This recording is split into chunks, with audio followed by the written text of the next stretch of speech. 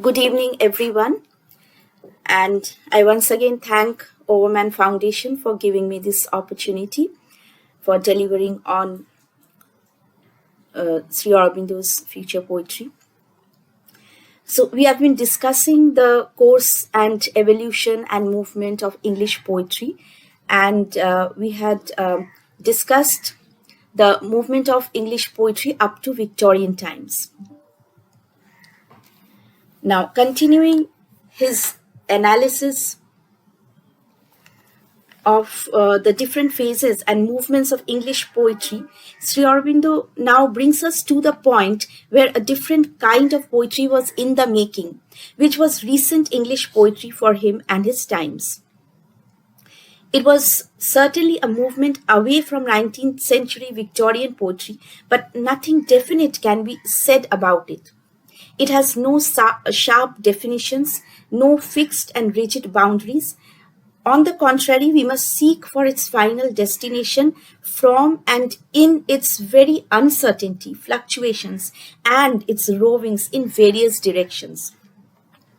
It might appear as if the English poetic mind breaks through the narrow channels of the past age and mingles with the great stream of modern thought and admits greater power and strength. Therefore, we have in the poetry of the early 20th century a great diversity in language, rhythm, subject, form, with the result that this experimental work remains only a fluid mass and cannot be gathered and woven into a universal or representative mold.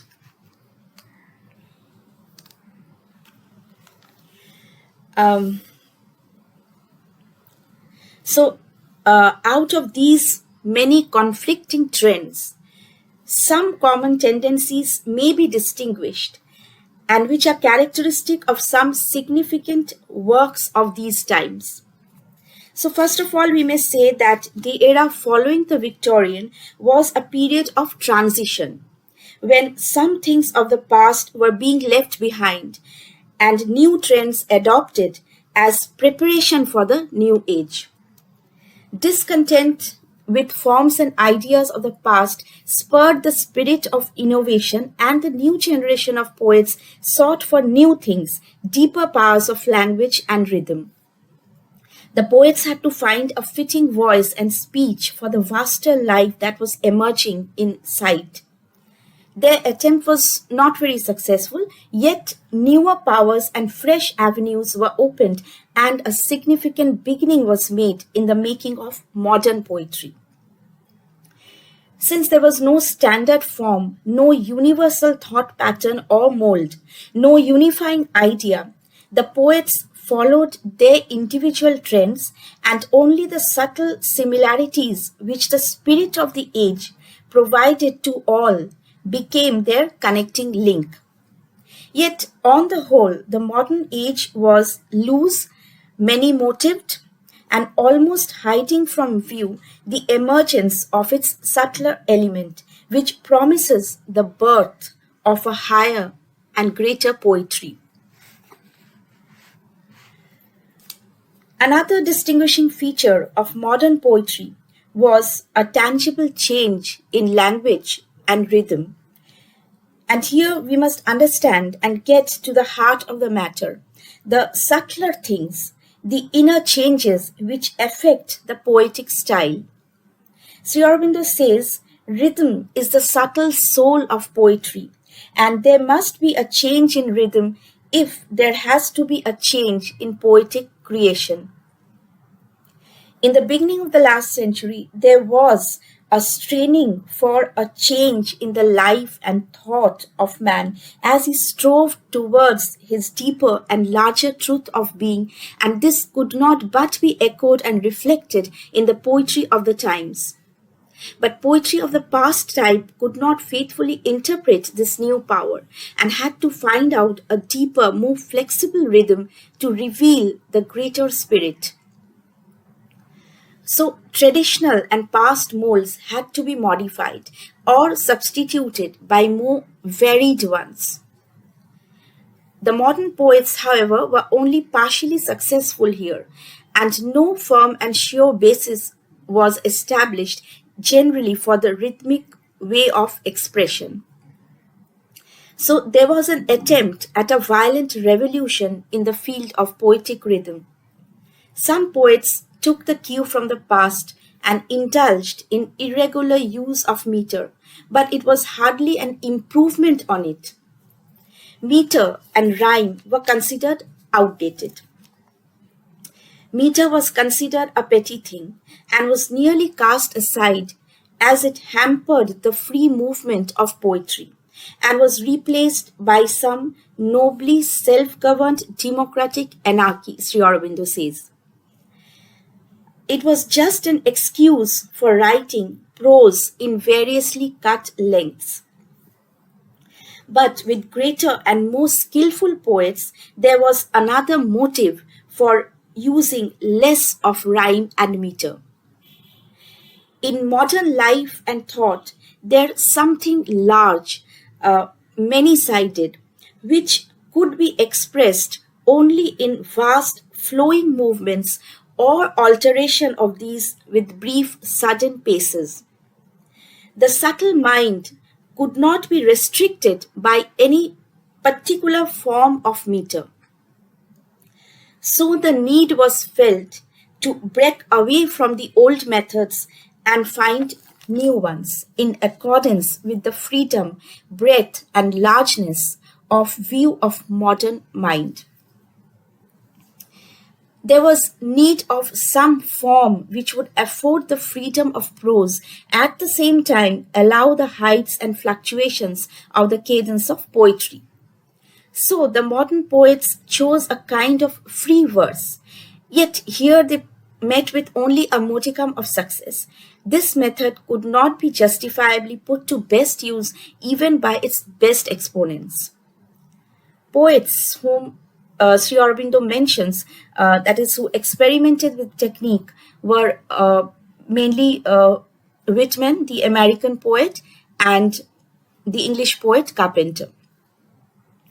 So we shall study them presently, their individual achievements and contributions to modern poetry, especially in the field of rhythm and meter. As Sri Aurobindo says, rhythm is the most potent founding element of poetic expression, and it becomes even more important when there is a subtle spiritual aim. Most poets, however, tend to miss the musical suggestions of rhythm, focusing more on thought and substance, except a very few, like Shelley, Swinburne, or Yeats had done. Sri Aurobindo says rhythm in poetry, especially spiritual poetry or the spiritual type, helps to make the spiritual suggestion more powerful or helps to bring out the infinite movement of the spirit out of the depths and also bears the weight of the revealing word. The modern poets used old metrical forms, modified and in a way which takes them very far away from its intrinsic principle. This spirit in poetry brought about a subordination of the metrical mode to the greater inner suggestion of the poetic movement. Older poets depended much on metrical pattern, and Sri Aurobindo says even poets like Shakespeare and Milton overdid the reliance on measure, thus restricting themselves to a kind of monotony of pointed metrical effect. Later poets achieved and recovered some freedom of tone. The measured flow of old poetry was relegated to a second place by the new experimenters. Metrical insistence could produce great rhythmical poetry by powerful poets, but it had its limitations from which even great poets sought release. For instance, Milton sought his release in variations of pause and resonant harmony. Swinburne took recourse in alliteration and assonance. Shakespeare managed irregular harmonies in a masterful way, of which the Whitmanesque free verse is an offshoot in later times. So modern poets, according to Sri Aurobindo, depend on sound intonation mainly. So some characteristic features as these are embodied in the works of some poets like Whitman, Carpenter, Tagore, Meredith, Phillips, George Russell, Yeats. And these may be taken to be the forerunners of the new spirit in poetry. So let's have a look and study them individually. And we may begin our study proper of modern poetry with the revolutionary defiance of Whitman. According to Sri Aurobindo, Whitman was a great poet indeed, and in Sri Aurobindo's words, he was a giant of poetic thought, spiritual ground athlete and vital prophet of democracy, liberty, and the soul of man and nature and all humanity. Now, Sri Aurobindo heaps lavishly upon Whitman words of praise, as in substance, vision, and style of poetry, there is a ring of greatness, something even of the divine in Whitman. Because Whitman can cast a Homeric spell on us with his rush of oceanic sound and straightforward speech. But what keeps him just short of achieving a greatness like that of Homer or Valmiki is that unfailing poetic beauty and nobility. And as is usual with Sri Aurobindo, he points out both the virtues and defects of a poet, and the method is no different where Whitman is concerned. So let us follow Sri Aurobindo's analysis and see for ourselves the qualities, characteristics, and drawbacks of Whitman as a poet. Now, Whitman, in a way, was a pioneer. He prepared the paths for others to follow. There is immense thought and substance in the poetry of Whitman, and all are links in his work as a whole. His intellectual seeking, emphasizing man and nature, his reconciling vision of individual and community, his gospel of comradeship and fraternity, nationalism and internationalism, and his looking towards the future marks him as a great mind of the modern age. And to these already existing and inherent virtues, he adds a robust vitality which makes his work vibrate with the power of life.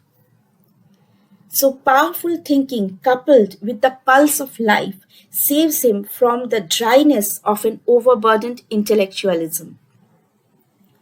The Whitmanesque creed is best expressed in the poet's own words: "The modern man I sing." And in a way, Whitman certainly is the representative voice of his age. And Whitman was fully aware of his functions as a poet. So he gets to the sense and substance of his poetry through his vision of the past, opening to the ideal future, and gives us the sense of the greater self of nature, of the divine self, the great spirit, the Mahanatma of the Indian seers, and the theme of the French unanimist poets. In his famous work, Passage to India, we get a profounder sense of this cosmic thought and life, and he shows us a new voyage of the human spirit. Now, I would like to point out something over here that is all through his analysis of the course and movement of English poetry, which we have been studying all this while. Sri Aurobindo has presented his comments and critical observations of the achievements of poets, but seldom has he quoted from their works to serve as examples or explanations. But here, when we come to recent modern poetry, Sri Aurobindo has selected passages from almost all the poets he mentions, and so I suppose it will be best to follow his own selections here. Thus, we see Whitman calling forth man to this new adventure in these words: Sail forth, steer for the deep waters only. For we are bound where mariner has not yet dared to go. And we will risk the ship, ourselves and all. O daring joy, but safe, are they not all the seas of God? So Whitman also gives us clues of the sense of divine unity into which this wider movement must end. That kinship of God and man. In these words, swiftly I shrivel at the thought of God, at nature and its wonders, time and space and death. But that I, turning, call to thee, O soul, O actual me. And lo, thou gently masterest the orbs. Thou matest time, smilest content at death, and fillest, swellest full the vastnesses of space. Or consider some other lines from Whitman, which are also so very hymn-like. And he writes, greater than stars or suns, bounding, O soul, thou journeyest forth.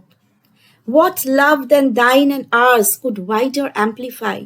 What aspirations, wishes outweigh thine and ours, O soul?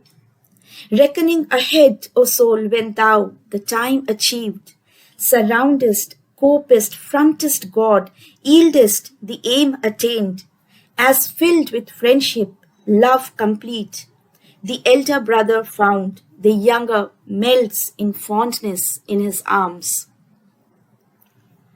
So these lines and similar ones give us a fair idea of the trend of modern poetry and what it was that it was gradually seizing upon. In Sri Aurobindo's words, and I quote, these passages send forward an arc light of prophetic expression on what is at the very heart of the new movement of humanity. Unquote. And in the matter of rhythm, Whitman's is such as gives the roll of the sea of life and the broad and varying movements of the spirit of humanity. Sri Aurobindo says there are three different levels in Whitman's rhythmic method. First, it is something just other than prose movement, which sometimes disappoints the hearer. There's a level just above the ground of prose, but it fares better because of the total impression of largeness. There's yet another level where the rhythmic utterance has a nobler poetic power and greatness, though not completely free of the lower pull of the Prozac. However, in his greatest lines of poetry, Whitman shows no kinship with Prozac rhythm whatsoever, as say in his poem Sea Drift, and I'm quoting some lines from it, where Whitman writes, but soft, sink low, soft, let me just murmur, and do you wait a moment, you husky-noised sea, for somewhere I believe I heard my mate responding to me, so faint I must be still to listen, but not altogether still, for then she might not come immediately to me. Hither, my love, here I am, here. With this just sustained note, I announce myself to you. This gentle call is for you, my love, for you. So, lines like these, this is akin to the Greek diathramic movement, the high water mark of free poetical rhythm. It may be defined as the poetic principle of measure in its essence without limitations of set form. Okay, so now we can turn to another poet which Sri Aurobindo has mentioned, Carpenter. He is another poet of the times who found it difficult to confine himself and his grand visions and the spiritual truth within metrical lines. The change in rhythmic stand in the modern age was advantageously used by Carpenter to deliver the profounder truths of the spirit. He is, like Whitman, more of the prophet and thinker, and his thought is poetically great and satisfying. Yet, that cadenced beat and ordered measures of the poetic spirit is a bit wanting in him. And Sri Aurobindo says his rhythm is of the middle kind, sometimes displaying the choric movement, at other times descending into the prosaic, but sometimes lifted up by the nobility of phrase and the spiritual turn. And Sri Aurobindo attributes this kind of fault not only to the great poets who remain satisfied with these deficiencies, but also to the most cultured readers who accept them. It indicates a general level of inferiority in the mass, because the nature and function of poetry is to strive after higher and nobler things than life can give, and anything which relaxes this striving, even in the name of freedom, is a dangerous downward concession, Sri Aurobindo says. In the case of Carpenter, the greatest poetic effects are missing because his substance, thought, vision, expression are all caught in an inferior form. The real poetic cadence is that which seizes the soul, has the triumph of the spirit. In Carpenter, the intensest poetic cadence is missing. So let us read a few lines from his poetry. There, in the region of equality, in the world of freedom, no longer limited, standing on a lofty peak in heaven above the clouds, from below hidden, yet to all who pass into that region, most clearly visible, he, the eternal, appeared. So, Sri Aurobindo says there are three indispensable intensities of poetry: the intensity of thought and soul substance, intensity of expression, and intensity of rhythm. And when intensity of rhythm is diluted, the other two intensities also suffer. So, if the modern poets want to acquire the highest poetical power, they cannot ignore the principle of rhythm. Perhaps some beginnings are being made in this direction. The new poetry may show an inclination towards the spiritual, towards a supra-intellectual vision of things. And Sri Aurobindo says that the logical outcome of the movement of the past and present times would be the infinite self-discovery and the opening of a new and greater cycle of the humankind. And we have seen how this turn of the human mind is reflected in the poetry of Whitman and Carpenter, and we'll see how these are also reflected in some of the other poets which Sri Aurobindo has mentioned. So, other poets whom we have mentioned before also give expression to their visions of the self, nature, supernature, promptings of their spirit in various individual measures. And and Sri Aurobindo has mentioned two English poets and two Irish poets, and there is a difference between the method and manner of the English and Irish poets, yet certain common elements also are there.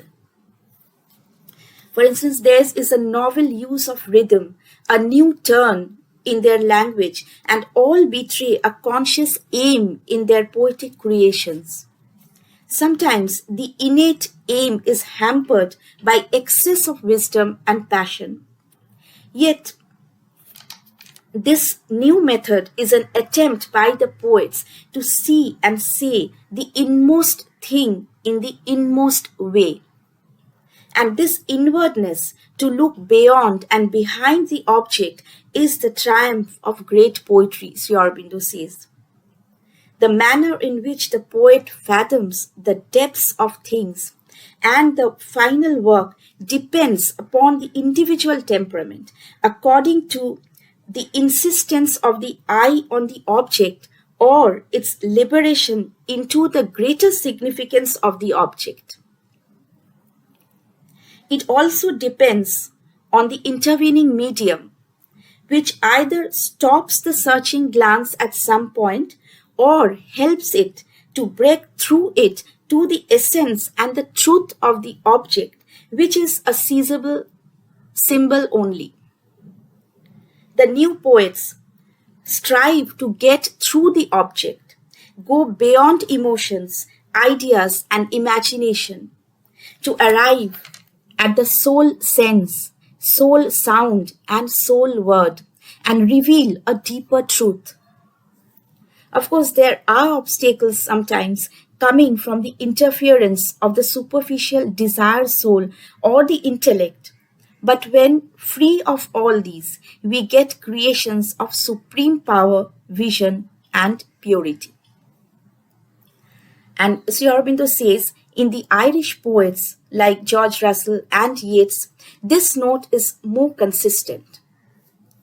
Their way into the new movement is less hampered, and though they too have been inspired by the Celtic tradition, they are less hindered by the intellectual and vital notes. So each of the poets Sri Aurobindo has mentioned has a peculiar individual note, and in his own way, each is a poet of the first rank. But these are all individual achievements, for none of them represent their age in general. So let us see now how and in what way these poets prepare the way for future poetry.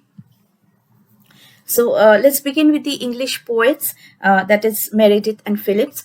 Of the English poets, these poets which Sri Aurobindo has mentioned, Meredith displays a greater power of thinking.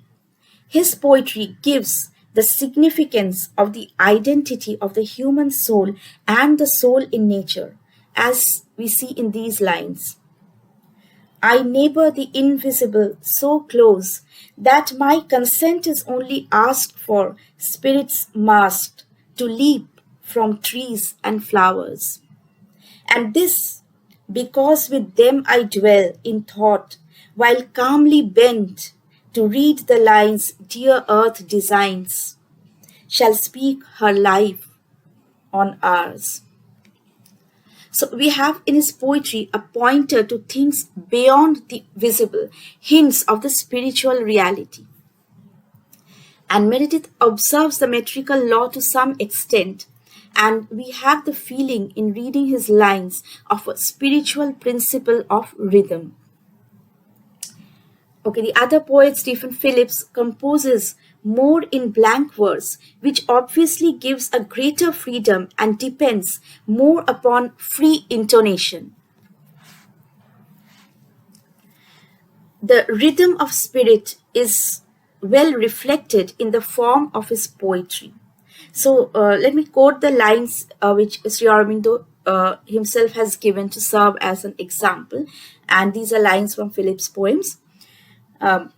He's saying, the history of a flower in the air, liable but to breezes and to time, as rich and purposeless as is the rose, thy simple doom is to be beautiful. Yes, very beautiful lines. Okay. So the early poetry of Stephens has the stamp of intuitive utterance, clarity of intelligence, and the suggestion of the hidden and infinite in all things. It is a kind of a new treatment of life and emotion. There is a continuity of passion, and passion for physical beauty is expressed in mystical tones almost. And there is a union of the individual with the universal. So the same kind of suggestion of profound universality is seen in the treatment of nature too. And the particular, the personal, is enlarged so that it can become one with the infinite. As in one of his poems, Ida says, not for this only do I love thee, but because infinity upon thee broods, and thou art full of whispers and of shadows.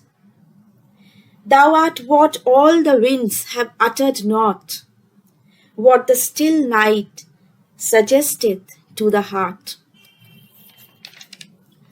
So, in England, this kind of intuitive speech was seized upon, which was not very unnatural for the Anglo Celtic mind that was at work here. But because of the general way of straight thinking, the intuitive turn could not be expressed fully.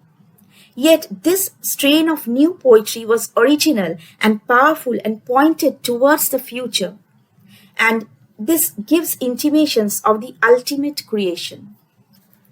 And Sri Aurobindo says these indications from English poets like Phillips and Meredith open to a clearer totality in the Irish poets, especially Yeats and George Russell, better known as A.E. About Yeats' poetry, Sri Aurobindo says that at least three distinctive features are discernible. Yeats weaves the earthly life of man with the psychical life, either against the background of his Irish tradition or even directly. And in his poetry, he projects the images of ideal and eternal beauty. And even when dealing with external life, Yeats' suggestions point to those soul values which surpass the material. So let's read a few lines from his poetry where it's writing. Beloved, having dragged the net about us and knitted mesh to mesh, we grow immortal. And that old harp awakens of itself to cry aloud to the grey birds and dreams that have had dreams for father live in us. These are from Yeats' dramatic poem The Shadowy Waters, and Sri Aurobindo had commented elsewhere about these lines that they were beautiful and had a mystic significance. And Sri Aurobindo says, Yeats' rhythm, the spiritual intonation, is the secret of all his subtle melodies. For instance, Sri Aurobindo quotes these lines from Yeats, which have a high lyrical movement. With all the earth and the sky and the water remade like a casket of gold, for my dream of your image that blossoms a rose in the deeps of my heart. Now, in a letter Sri Aurobindo had written about Yeats, what Yeats expressed, he expressed with great poetical beauty, perfection, and power, and he has a creative imagination. And poetry, Sri Aurobindo says, must move beyond analysis, and the intoned music ought to be the building power, and the outer form only a suggestion of the inner spiritual meaning. In modern poetry, Sri Aurobindo discerns the beginning of a direct spiritual intonation. So, unlike Yeats, the supreme rhythmist that he was, Russell is less of a rhythmist than of a visionary. He sees the truth rather than hears it. But when the greater hearing comes, the spiritual intonation takes up the music. Look at some lines from his poem. Like winds and waters were her ways. They heed not immemorial cries. They move to their high destinies beyond the little voice that prays. Russell lives on the spiritual plane, Sri Aurobindo says, and creates from a nearer spiritual knowledge. Even when his speech is from the intelligence of the mind, we can see the light of the spirit breaking through the form of his poetry. To quote a few more lines from him, in which there is the living spiritual perception of the universal and infinite source of love. And these are some lines. We bade adieu to love the old. We heard another lover then, whose forms are myriad and untold, sigh to us from the hearts of men. And Sri Aurobindo says, the rest of modern poetry is slowly climbing up from the earth to the heights of truth. The poets of the modern age have recovered to some extent the supreme power of speech, but it's not yet the general mode or even very widespread. Yet it points to greater achievements, and Sri Aurobindo even predicts that poets greater than Shakespeare may arrive on the literary scene. So, poets have been making use of imagination and inspiration all along. And these are, according to Sri Aurobindo, of various kinds and available at different levels. But when inspiration is highest, the divine enthusiasm takes over and the brain mind hardly interferes. But ordinarily, everything goes through some change, some secondary process in the brain mind. And according as is the influence of the mind, the value and force of the word and image change and vary. The vital mind, emotional temperament, intellect, intuitive intelligence all participate in creation. But Sri Aurobindo says there's also the intuitive soul mind, which is the direct medium between the divine and the human mentality, which shares in both transmission and creation. And when this gets out into overt working, we get the best creations and the immortal tones of speech. And according to Sri Aurobindo, in English literature, the Elizabethan period was one such epoch where there was that enthusiastic outburst of intuitive power. There was fullness of vision and a divine mode of utterance. And in the greatest poet of the age, Shakespeare, it condenses to richly loaded work, taking us to the direct vision of the thing. Because Shakespeare's images are revelatory and his words give us the thrill of life. After the Elizabethans, this power was abandoned for a more precise form of speech. Later on, this lack of intuitive vision was compensated by clarified thought and imagination. And according to Sri Aurobindo, English poetry in its later phase got away from the Elizabethan outbreak to a nearer kinship with the mind and manner of Greek and Latin poets. But the imaginatively intellectual speech remained in English poetry till the Victorian era.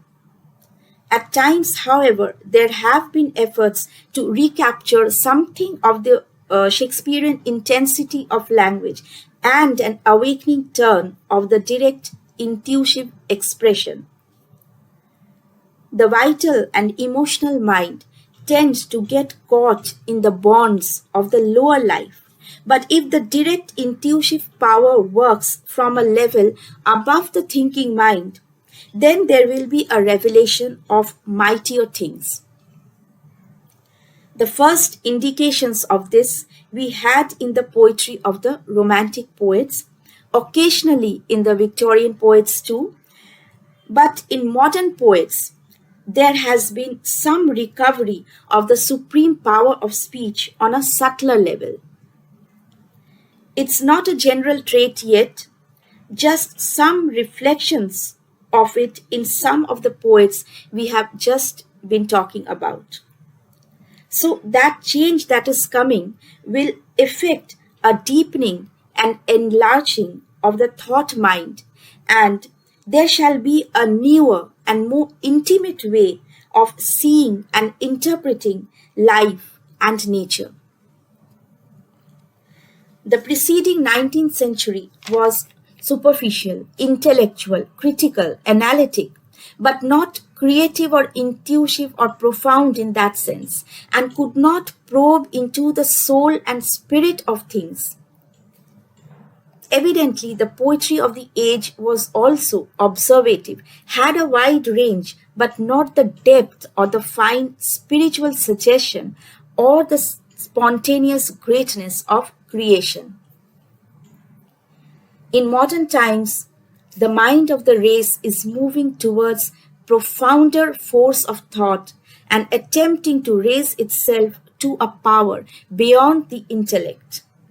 It is moving forward from thought to vision, intellectual experiment to intuitive experience, reflective reason to intimate self experience. Sri Aurobindo says, and these are his phrases. Man is now once more in search of his soul and deeper truth of things. This is reflected in the poetry of the age, which is more subjective and free from many old limitations. There is now a greater communion of the individual with the universal soul and mind and the divine. There is more interest in the inner and deeper possibilities of man and in his future. There is an attempt to see the hidden suggestions in nature and establish a spiritual relationship with it. It is a revolutionary change of the human mind regarding man's existence, where intellectual limits and boundaries are crossed. In Sri Aurobindo's words, a self-exceeding of intellect and growth of man into some first freedom is in its initial travail of new birth. So this was, of course, prepared for in a way by a strain of 19th century intellectualism which strove to rise beyond itself. Some writers of the preceding age like Carlyle, Emerson, Ruskin helped in the transition from the 19th century intellectual transcendentalism to the new modern age. And Sri Aurobindo wrote in a letter that the modernist has restored to the poet freedom to think and to adopt directness of style. So modern poetry has begun with a note of revolt, departure, and novelty in form, rhythm, and substance, and it may well lead to a higher vision, a direct seeing of the truth. There shall be a nearer seeing of the soul by the soul of the self everywhere, which is the direct vision of Indian aspiration. Atmani Atmanam Atmana, Sri Aurobindo says. It is more than the sensuous, vital, or imaginative seeing. It is the soul's own delivered self-vision. So we have the first singers of the songs of subtle sweetness and delight, and await the splendor of the master song that shall rise into the light of the spirit, bringing out the inmost word and sound from its inmost vision. And that is the hope that Sri Aurobindo gives us.